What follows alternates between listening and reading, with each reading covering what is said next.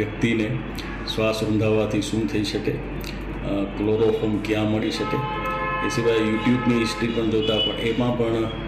કઈ રીતે માણસને જે છે એ શ્વાસ ક્યાં સુધી અટકાવી શકાય, એનું કેવી રીતે મૃત્યુ પામે અને ક્લોરોફોર્મ ક્યાં મળી શકે, મેડિકલ સ્ટોરમાં મળે કે નહીં, આ બાબતની હિસ્ટ્રી જોવા મળે,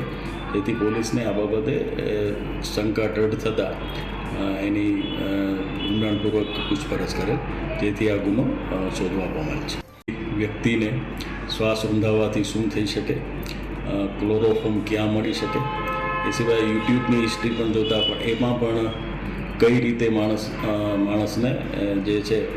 એ શ્વાસ ક્યાં સુધી અટકાવી શકાય, એનું કેવી રીતે મૃત્યુ પામે